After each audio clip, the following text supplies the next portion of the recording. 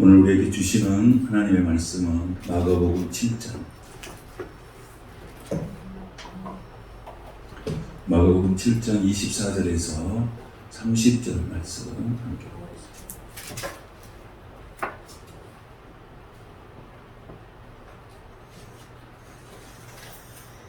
함께 이 말씀을 같이 봉독하겠습니다.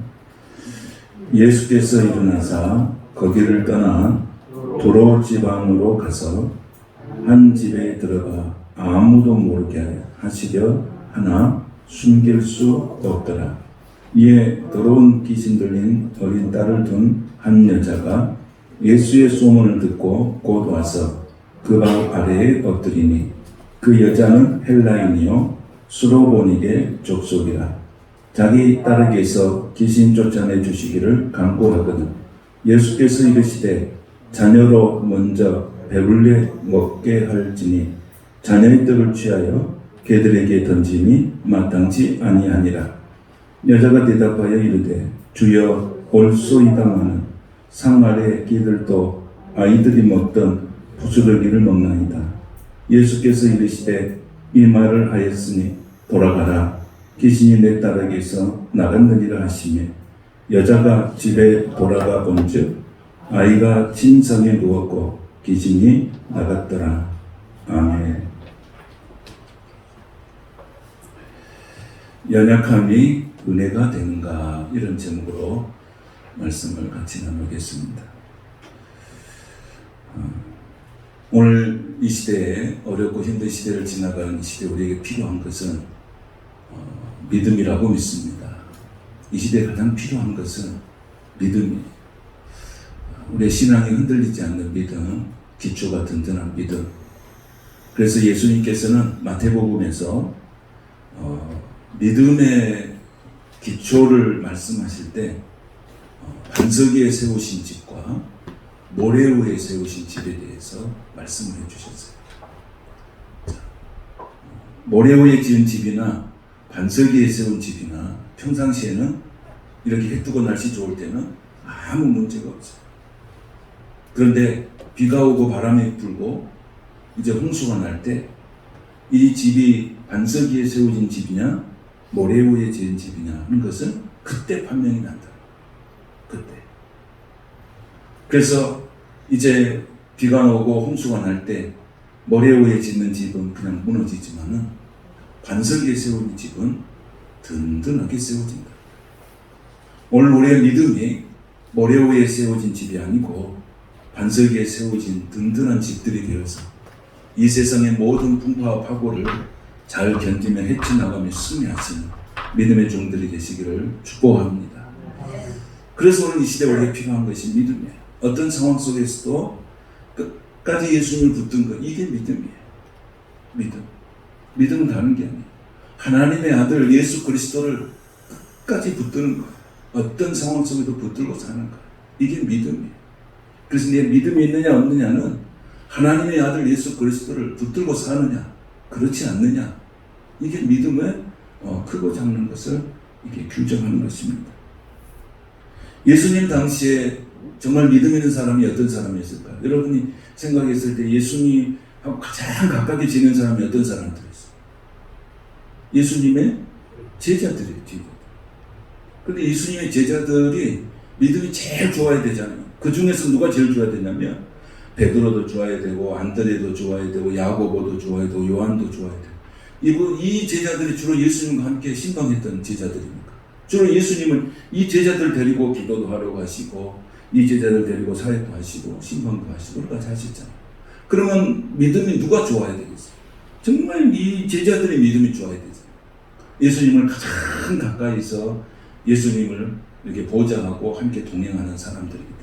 그런데 뜻밖에도 예수님은 제자들에게 뭐라고 했냐면 복음서를 읽어보면 믿음이 작은 자들아 또는 믿음이 없는 자들아 이러면서 예수님께서 그 제자들을 책망을 하셨어요. 아니 너희들 가장 예수님과 가장 가까이 사는 사람 믿음이 좋아야 되는데 믿음이 적은 자들아 믿음 없는 자들하고 아주 책망을 하신 거예요. 그런데 예수님께서 정말 믿음에 대해서 축복하신 사람들이 있어요. 누구냐면 백부장이에요. 백부장. 백부장이죠. 우리가 잘 아는 백부장. 이 백부장은 누구 때문에 예수님 앞에 나오냐면 자신의 문제를 가지고 온 사람이 아니에요. 누구의 문제를 가지고 예수님 앞에 나왔냐면 자기 하인의 문제를 가지고 나온 거예요. 여러분, 이 세상은 조그만 힘이 있으면 뭐 하려고 그래요? 갑질하려고 그랬어요. 조그만 힘이 있어요. 근데 이 사람은 백부장이고 자기 집에 하인이에요. 근데 그 하인을 위해서 백부장이 주님 앞에 나가서 무릎 꿇고 주님께 간구하는 모습을 보면 이 백부장은 굉장히 신앙적으로나 또 사람 됨됨이 자체가 굉장히 인격적인 사람인 것을 우리가 보게 돼요. 아니, 무시해버리면 되잖아, 무시. 응? 그런데 이 백부장은 그 하인을 무시하지 않았어요. 우리가 세상에 나가서 정말 힘이 있어야 돼요. 힘이 있을 때 그 힘을 어떻게 쓰냐면 연약한 자들을 위해서 그 힘을 쓸 수 있기를 축복합니다. 세상에 나가서 힘이 있다고 갑질하고 힘이 있다고 다른 사람 무시해요. 이러면 결국 그 사람이 그때는 힘이 있을 것 같지만은 나중에 보면 초라하고 불쌍한 영혼들이 됩니다. 응? 우리가 예수 믿는 사람들이 정말 하나님의 축복을 받고 또 어떤 힘을 얻고 어떤 세상에서 권세를 얻었을지라도 그것을 연약한 사람들한테 쓸 수 있는 연약함이, 자기에게 있는 힘이, 능력이 이 연약한 사람한테 흘러 들어갈 수 있는 그런 통로를 만드는 것이 오늘 우리 그리스도인들의 사명이에요. 그래서 하나님의 나라가 그런 자들을 통해서 확장이 되는 거예요. 오늘 백부장을 이 자기 하인을 위해서 예수님 앞에 왔다는 것은 그것만이라도 예수님의 마음을 감동시킨 거예요. 여러분, 직장에 있는 직원이 이름도 없고 알도 없는 직원이 아팠어요. 그런데 사장님이 누구한테 간 거예요? 교회에 와가지고 정말로 나서지라고 우리 직원이 아팠는데 정말 우리 직원을 정말 치료해달라고 구원해달라고 금식하면서 기도하는 그런 사장님이 있다. 그런 사장님이 있을 거요. 몰라서 그러지. 우리가 그런 사장님 되시기를 축복합니다. 정말 하인이 아팠으면 내가 병원도 데려가고 정말 기도도 하고 그러면서 그러면 그 하인이 이렇게 그 직원이 이렇게 치료를 받고 난 다음에 어떻게 할까요? 그 사람 가만히 계실까요? 어떻게 하고 다닐까요? 우리 사장님에 대해서 어떻게 하고 다닐까요? 우리 사장님, 내 생명을 구원해주는 내 사장님, 응? 우리 사장님에 대해서 얼마나 많이 이렇게 증거하고 다니겠어요. 근데 오늘 백부장이 그런 사람이에요. 그 하인이 치료받고 난 다음에 어떻게 살았는지는 우리가 말 안 해도 상상할 수가 있어요. 그런데 이 하인에게 예수님께서 뭐라고 했냐면, 하인 보고 예수님 보고 뭐라고 했어요? 예수님한테 가가지고 뭐라고 했습니까? 오실 필요도 없습니다. 어떻게 하겠어요? 오실 필요도 없이 어떻게 하냐? 말씀하. 여러분, 이런 믿음이 어디 가겠어요? 이런 믿음이. 응? 아니, 우리 하인이 아팠으니까 좀 집에 좀 가십시다, 이게 아니고 예수님은 그 누추한 곳까지 올 필요는 없습니다. 주님이 말씀만 하시면 내 하인이 살아나겠습니다. 그러니까 예수님이 뭐라고 그랬어요? 이스라엘에서 이런 믿음을 본 사람이 없다. 이런 믿음. 이런 믿음을 제자들에게 볼 수가 없어요. 볼 수가 없어요. 오늘 성경에 보면 수많은 여인들이 다 등장하잖아요. 아프고 힘들고 지치고. 근데 그 예수님이 그 여인들을 보면서 뭐라고 해요? 내 믿음이 너를 구원하였다. 오늘 성경에 등장하는 이 여인에게도 예수님이 그렇게 합니다. 마태복음 15장에 보면 이 여인에 대해서 어떻게 말하며 네 믿음이 크도다. 오늘 여기 등장하는 이 여인도 자식의 문제 때문에 예수님께 왔어요. 성경에 보면 예수님을 만나게 되는 동기가 다 뭐냐면 보통 자식 문제 때문에 예수님 만나는 것이 참 많아요. 그렇죠? 우리가 잘 아는 야이로 있죠. 야이로. 해당자 야이로. 이 사람이 누구 때문에 예수님 앞에 가서 무릎을 꿇었습니까? 그 권세를 갖고 있고 세상에서 떵떵거리면서 하는 사람이요. 한 번도 세상 앞에 누구 앞에 가서 무릎을 꿇어본 적이 없는 사람이에요. 기고만장하게 사는 거예요. 그런데 자녀가 아팠어요. 몇 년 동안 아팠어요. 몇 년 동안 아팠죠. 별로 안 중요해. 몇 년 동안. 12년 동안 있어. 12살이니까. 그런데 이 아이 자녀가 병 중에 있는데 그 병을 여러분 이 해당장이 얼마나 많은 방법을 동원해서 했겠습니까? 그런데 할 수가 없었어요. 그래서 예수님 앞에 나와서 어떻게 하는가요? 무릎을 꿇었어요. 여러분 무릎을 꿇는다고 하는 의미는 예배의 의미예요. 그럼 무릎을 꿇는데 무릎을 꿇었다고 하는 것은 뭐냐면 예수님이 하나님의 아들이라고 믿을 때 무릎을 꿇는 거예요.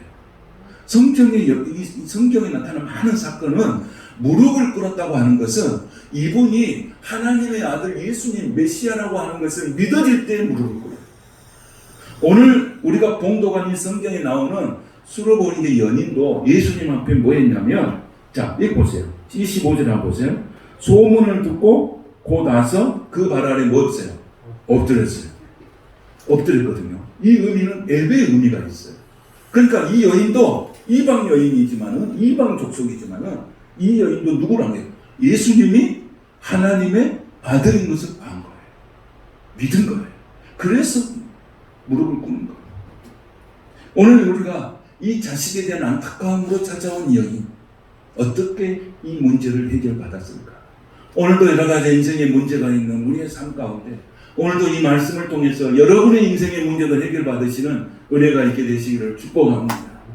오늘 여기 보니까 자 24절을 한번 보겠습니다. 자, 24절 시작. 예수께서 일어나서 거기를 떠나 두로 지방으로 가서 한 집에 들어가 아무도 모르게 하시려 하나 숨길 수 없더라. 아멘. 자, 여기 보면 거기를 떠났다고 했어요. 거기가 어디입니까? 거기가 어디예요? 여러분, 지난 시간에 우리가 예수님이 어디 들렸습니까? 어디 들렸어요? 게네사렛에 들렸죠. 게네사렛. 자, 게네사렛. 꼭 기억할 필요는 없지만 그래도 기억하셔야 합니다. 어디를 들렸어요? 게네사렛에 들렸어요. 여러분 기억나시죠 이제? 게네사렛에 들렸는데 게네사렛에 들려서 항구에 도착하자마자 얼마나 많은 사람들이 구름대처럼 예수님께 몰려왔어요. 그러시죠? 기억나시죠? 기억나셔야 합니다. 그런데 구름대처럼 몰려와가지고 예수님에게 치료받기를 원했어요. 구원받기를 원했어요. 그리고 어떤 사람은 혼자 걸어갈 수 없으니까 침상을 메고 오는 사람도 있었어요. 근데 그 사람들이 어떤 사람이냐면 그 사람들은 예수님께서 자기에게 손을 얹어주시고 만져주시기만 해도 모든 병이 낫는다고 하는 이 믿음을 가진 사람이 모인 거예요. 이 믿은 사람. 오늘 이 믿음을 가진 사람이 오늘 이 자리에 온 줄로 믿습니다. 여러분에도 그런 은혜가 있게 되시기를 축복합니다. 그래서 게네사렛 많은 사람들이 엄청난 치유와 기적의 역사를 경험했어요. 놀라운 일들이 벌어졌잖아요. 그래서 그 사람들도 예수님의 뭘 듣고? 소문을 듣고. 이렇게 엄청난 사역을 하시고 난 다음에 예수님께서 어디를 들렸으냐면 오늘은 어디 지방이에요? 두로 지방. 지금의 한 시리아 이런 지방이에요. 근데 이 지방도 아까서 말하는 게네사렛이라고 하는 이 동네도 굉장히 부유한 동네예요. 그래서 사람들이 과일을 먹으려면 그 동네로 가는 거예요. 수만 가지의 과일 나무가 있는 그 동네예요. 그렇기 때문에 굉장히 부유한 촌이에요. 그런데 오늘 있는 이 지방도 두로 지방도 굉장히 부유한 촌이에요. 굉장히 부유해요. 그러니까 사람들이 부유하다 보니까 막 이렇게 부유하면 뭐 할까요? 부유하면은 하나님에 대해서 예수님에 대해서 별 관심이 없죠. 그렇잖아요. 뭐 예수님이 없어도 사람들 지장 없잖아요. 없잖아요. 제가 그 전번에 대선 후보 중에 한 그 부인을 만났어요. 그분이 간증을 하는 거 제가 잠깐 들었어요. 근데 자기들 이렇게 정치하면서 뭐 특별히 어려움 없이 이렇게 잘 이렇게 해왔다. 근데 이제 부인은 예수를 믿었어요. 부인은 예수를 믿었어요. 그 남편은 예수 안 믿는 거예요. 지금 대선 후보 중에서 예수를 안 믿는 거예요. 그런데 예수를 믿게 된 결정적인 요인이 있었대요. 뭐가 있었냐면 자식이 뇌출혈로 쓰러진 거예요. 자식이 뇌출혈로 쓰러진 거예요. 그 뇌출혈로 쓰러져서 서울에서 이게 수술을 하게 되는데 의사가 말하기를 이게 수술을 해도 정상적인 생활하기가 참 어렵다고 했다는 거예요. 그리고 이제 아들이 한 명밖에 없다. 정상적인 생활할 수가 없다. 그러니까 이제 이 아버지도 자식이 지금 저렇게 생겼는데 뇌출혈로 지금 수술을 받고 있는데 자기가 아버지로서 해줄 수 있는 것이 아무것도 뭐 해줄 수 있는 게 없는 거야. 근데 아내가 당신도 자식을 위해서 해줄 수 있는 게 없으니까 나를 따라와서 교회에서 함께 가서 기도하자고. 그러니까 이제 남편이 따라오게 된 거예요. 그래서 따라와서 그때 예수를 믿게 돼서 지금 예수를 믿고 있다는 거예요. 그러니까 그 사람도 누구를 통해서 예수 믿게 됐냐면 그 자녀의 연약함을 통해서 예수를 믿게 됐다는 거예요. 그래서 지금은 정상적으로 치료가 되어가지고 지금은 이제 의사의 역할을 감당하고 있다고 그렇게 해요. 원래는 의사를 하려고 한 게 아닌데 자기가 아파가지고 회복되다 보니까 정말 어려운 사람들을 위해서 내가 뭔가를 해야 되겠다 하고 의학 전문 대학을 갔어. 그래서 의사가 돼서 지금 어떻게 병원에서 지금 의사의 생활을 하고 있다고 해요. 하나님께서 부르시는 방법, 자녀를 통해서 하나님이 부르는 방법, 또 다른 여러 가지 방법들이 있는데 오늘 성경 속에서는 다 누구를 통해서 하나님 앞에 부르심을 받습니까? 자녀를 통해서 부르고 여러분 통해서 정말 자녀 때문에 예수를 믿게 된 사람도 있어요. 정말 자녀를 위해서 우리가 기도하는 것은 우리가 기도의 분량을 따져보면 자녀를 위해서 기도하는 게 참 많지. 거의 자녀를 위해서 기도하잖아요. 오늘 여러분이 자녀가 하는 기도, 자녀를 위해서 하는 기도가 응답받고 해결되고 은혜가 충만해지게 되시길 축복합니다. 네. 우리가 기도할 때 자녀를 위해서 기도, 저도 마찬가지. 자녀를 하는 기도가 참 많아요. 기도의 분량이 참 많은 거예요. 그런데 오늘 야이로도 자녀 때문에 예수님 앞에 나갔어요. 오늘 이 여인도 자녀 때문에 예수님. 근데 이 자녀가 뭐 들렸어요? 이 자녀가 어디가 아픈 거예요? 25절에 보니까 더러운 귀신이 들었어요. 여러분 귀신을 말할 때 성경은 항상 더러운 귀신이라고 들어요. 그런데 이 귀신은 사람이 아무리 노력해도 귀신은 없어지지 않아요. 내가 아무리 지식을 쌓고 뭔가 해도 되지 않아요. 예수의 이름으로만 없어진 줄로 믿습니다. 예수의 이름으로만 귀신이 떠나가는 거예요. 아무리 무엇은 다른 짓을 해도 귀신이 떠나가잖아요. 그러나 예수 이름 앞에는 귀신이 굴복하는 거예요. 이 사람들이 그걸 한 거예요. 저분이시며 하나님의 아들 예수님이시며 이 딸이 걸려있는 이 어둠의 영들로부터 사로잡혀 있는 이 모든 것들이 예수 이름으로 명은 다 떠나갈 것이라고 하는 확실한 믿음을 갖게 됩니다. 그래서 이 여인이 예수님 앞에 가서 뭐 했어요? 엎드린 거예요. 무릎을 꿇은 거예요. 이분도 부자예요. 그냥 부자예요. 이 동네도 굉장히 부유한 동네. 그러니까 얼마나 기고만장한 사람. 이분이 또 어디 가서 엎드려서 하소연 해본 적이 뭐가 있겠어요? 응? 정말 어디 가서 갑질하고 뭐 의시되고 기고만장하고 이러고 살았을 거예요. 그리고 돈이 있으면 여유와 쾌락에 사로잡혀서 살아가는 세상 구조예요. 그 동네가 바로 그래요. 그러니까 물질이 풍요하면 영적으로도 풍성해야 되는데 물질이 풍성한 지역에는 반드시 뭐가 있냐면 영혼이 영적으로 어두워요. 근데 오늘 이 동네도 마찬가지예요. 여러분 이렇게 영적으로 어두운 것들이 역사가 굉장히 많이 일어나잖아요. 근데 이 여인이 뭐예요?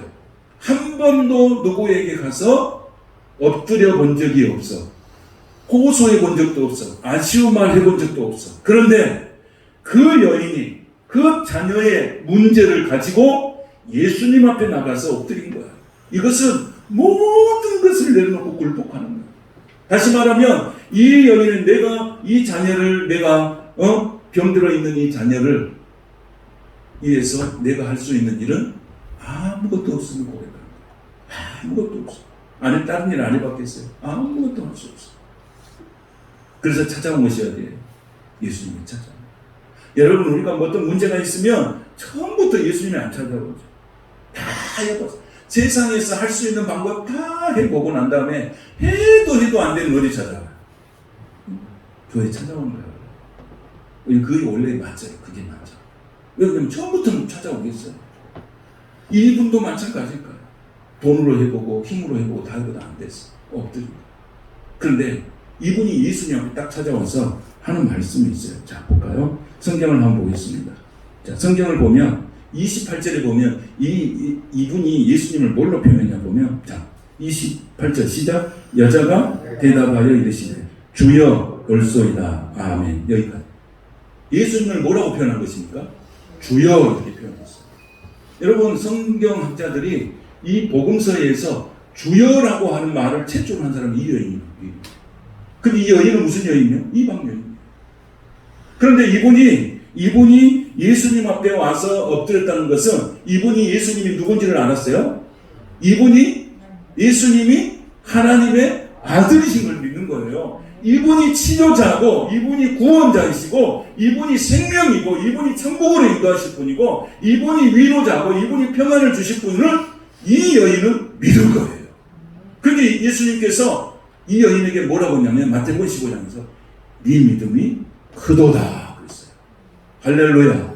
네 믿음이 크도다. 오늘 이 축복이 임하기를 축원합니다. 네 믿음이 크도다 그랬어요. 근데 예수님이 이 여인이 처음으로 찾아왔을 때 예수님을 보면 오늘 성경 본문에 보면 호락호락 하는 거예요. 예수님이 이 여인을 계속 테스트하는 걸 봐요. 테스트해요. 쉽게 안 해줘. 예수님 찾아와가지고 엎드려서 주여 하면서 막 해도 쉽게 안 들어줘요. 예를 들까요? 이 여인의 영적 상태를 예수님이 너무 잘 아세요. 그리고 그 지역의 영적 상태를 너무 잘 알아요. 그러니까 우선 자식이 그렇게 아파 있으니까 급한 마음에 와서 예수님한테 와서 주여 할 수도 있고 급한 마음에 엎드릴 수도 있잖아요. 예수님이 계속 이 여인을 테스트를 하고 있어요. 뭔 테스트를 하고 있겠어요? 정말로 믿음이 있느냐?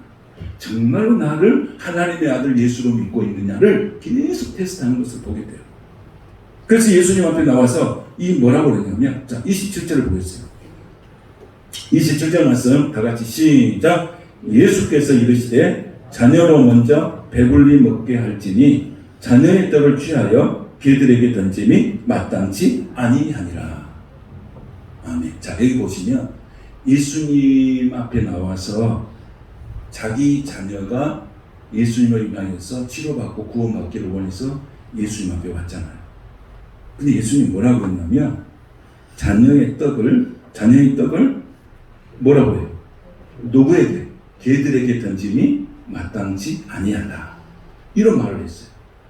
그러니까 이 여인이 뭐라고 했냐면 28절에 보면 여자가 대답하여 이르되 주여 올소이다마는 상아래 개들도 아이들이 먹던 부스러기를 먹나이다. 이렇게 말하는 거예요. 자, 이 말은 무슨 뜻이냐면 유대인들은 떡을 먹을 때 그냥 손으로 먹어. 손으로 먹어. 그럼 손을 먹고 나면 손이 더러워지잖아요. 그러면 이 손이 더러워진 이 손을 뭘로 닦느냐면 떡 부스러기로 손을 이렇게 닦아요. 떡 부스러기로 손을 닦아. 그리고 떡 부스러기를 닦고 난 다음에 그 부스러기를 어디다 놓냐면 상 밑에다가 그 부스러기를 버려요. 그러면 이 부스러기를 누가 와서 먹냐면 개들이 와서 먹는 거예요. 개들이 와서. 그러니까 예수님이 뭐라고 그러냐면 이 자녀로 먼저, 이 자녀는 누구를 이야기하냐면 이스라엘 백성들을 이야기한 거예요. 그러니까 내가 먹을 것이 있으면 이스라엘 백성이 유대인들을 먼저 먹고 배불리 하지 나는 너에게 안 준다는 거예요. 이방한테는 안 준다는 거예요. 이방 여인한테. 그러니까 이 여인이 뭐라고 그래요? 옳습니다. 그렇게 말하는 거예요. 옳습니다. 그러니까 여러분 이 말을 들으면 좀 자존심이 많이 상하겠잖아요.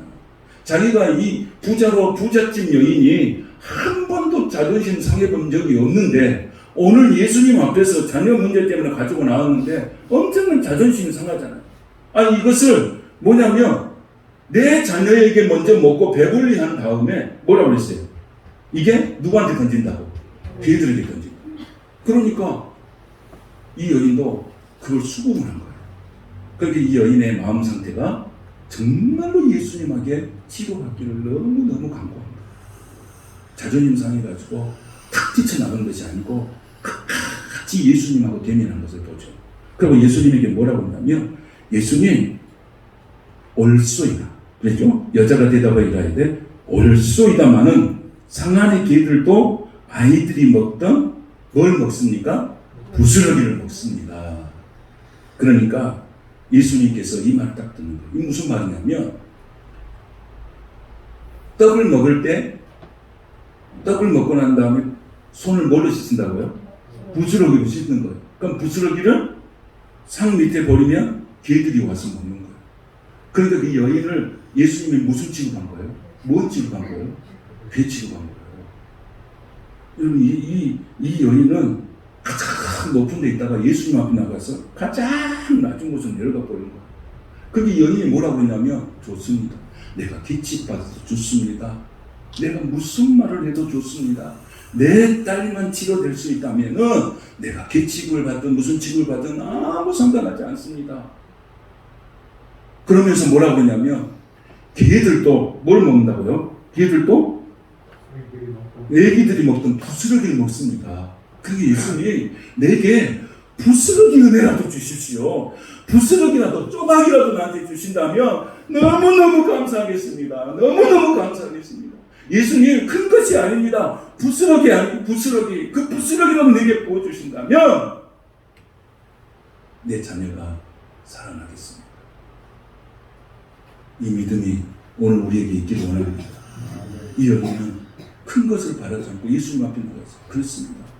그 개들이 먹는 부스러기라도 내가 먹었으면 좋겠어. 얼마나 예수님의 마음을 감동시킨지. 그래서 예수님은 그 여인이 진짜로 이제 믿음의 사람인 것을 딱 알았잖아요. 이게 그냥 쇼가 아니구나. 급해서 온 사람이 아니구나.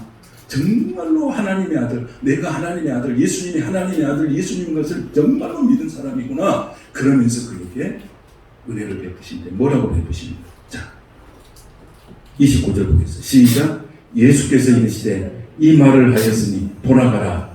귀신이 내 딸에게서 나갔느니라. 할렐루야. 할렐루야. 예수님께서 이 여인의 믿음을 보고 선포하시는 거예요. 그랬더니 집에 와서 보니까 뭐라고 나왔어요? 여자가 집에 돌아가 본즉 아이가 침상에 누웠고 귀신이 나갔더라. 할렐루야. 이 여인의 삶 가운데 가장 중요한 게 뭐였어요? 하나님의 예수님이 하나님의 아들 메시아인 것을 믿는 거예요. 그리고 두 번째는 뭐예요? 이 여인은 그 믿음을 어떤 상황 속에서도 믿음의 끈을 놓지 않았어요.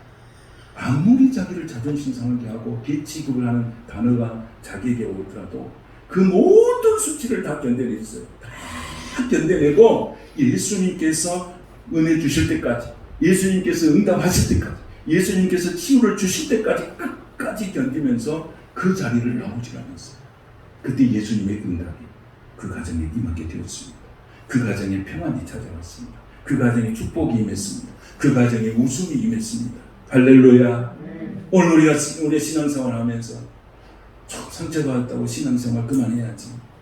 뭐 했다고 그만해야지. 우리는 신앙생활 안 하는 이유가 너무 많아. 교회도 안 가는 이유도 너무너무 많아.